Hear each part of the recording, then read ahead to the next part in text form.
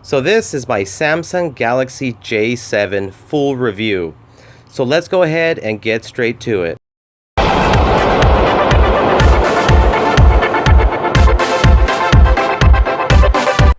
Now let's go ahead and jump to design and build of this device. Going along the sides, what looks like a metallic trim, it's actually plastic, but it does give it a more premium look.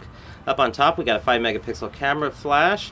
There is no notification light on this device. On the bottom, you got a recent apps, home, and a back button, and those do not light up either. On the bottom, you got your speaker, charging port, and headphone jack. As we move to the top, you do got a noise cancellation mic. And as we look at the back, we got flash, 13 megapixel camera, speaker, Samsung branding, this plastic removable back, which gives you access to your 3000 milliamp battery, and as well as your micro SD and SIM card slot. So let's go ahead and just kind of navigate through the device, and let me just show you everything that this device has to offer. So if you hold down on your home screen, you do get access to your wallpapers there. They all look very nice, very vibrant looking. I really like that one. That's the one I do have on my Samsung Galaxy S6. And as well, you do get themes, so you are able to change the theme and look of your J7 there. Real nice feature. So let's go ahead and navigate out of that. And as well, you do have screen grid, so 4x4, 4x5, or 5x5. So you got 3 options to choose there. And you do got access to your Google folder, which is fully customizable, and you also get access to Chrome, Gmail, YouTube, Drive, Hangouts, just to name a few. So let's go ahead and navigate more through the home screen here. And also, if you go ahead and pull down the notification bar, you do get access to these quick toggles here, which you can edit these. So it does have access to Wi-Fi, Bluetooth, flashlight, NFC, power saving mode. You do got this outdoor mode, which works really well, so seeing outdoors is really nice. On your app drawer here, you only got 1 page, so there is not a whole lot of bloatware with this device. And let's go ahead and move on to the dialer here. So I noticed on the dialer there is no video calling feature with this device. And as we move on to messaging, so real neat thing with messaging is if you want access to your emojis, it's just right there on the enter message, so you get access to all your emojis instead of holding down the microphone and then having to choose the emojis like other devices. Now also, if you do go into settings here, you can change the background image. So you can either choose from these options for your background image and messaging, so there's quite a few to choose from there, or you can choose your own image from your gallery and have that as your background for messaging. Now this device also has NFC, so with NFC we are getting Android Beam, so that's going to be good for sharing files, and tap and pay, so when you're out and about the town you can go ahead and make payments using this device.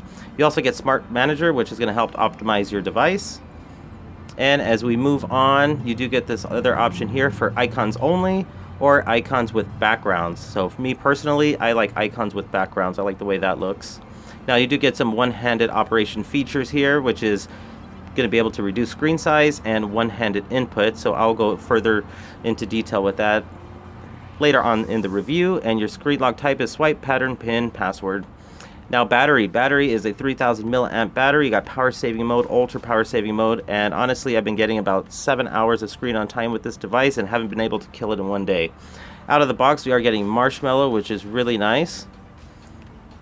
And as we move on, let's go ahead and show you that triple tap on the home button will reduce the screen size to one-handed operation. So you can either have the one-handed operation on the right side of the device or on the left. So it's really nice. It does shrink that down to size. Now double tap is going to give you access to your camera here. 13 megapixel in the rear and 5 megapixel front-facing camera with flash. So I did notice after taking images, if you slide from right to left, it'll take you to those images that you have just taken. So the image quality is actually pretty nice. This is a decent 13 megapixel camera. I wouldn't say it's the best 13 megapixel camera I've used, for the simple fact that I noticed it struggled when trying to focus in on images. I don't know why, but it just did.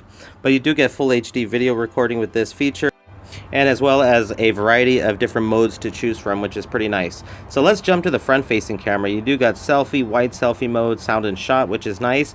Now with the flash on, it's just basically a light that just shines directly at you, but you know, it does provide and produce very nice front-facing photos. Now this is rocking the Qualcomm Snapdragon 615, I did do a Geekbench 3 test, and it scored at 468 single score, 2,234 multi-score.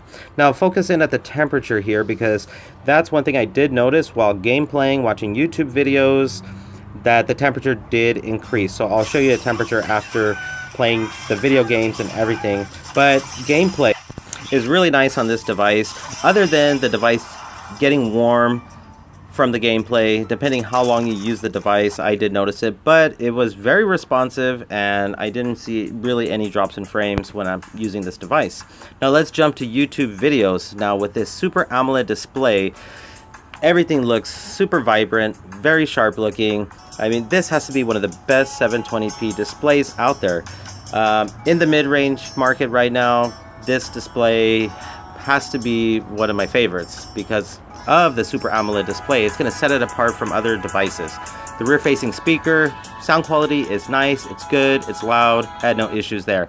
Now after game playing and YouTube videos, the temperature did increase to 98.4, so not a big, huge, major concern. The device didn't shut off on me, it didn't give me any warnings or anything like that, but I did notice right above the Samsung logo, right below the camera, it did get hot in that area, so just keep that in mind. Other than that, this is my review of the Samsung Galaxy J7. Thanks for watching, and please subscribe for more future videos.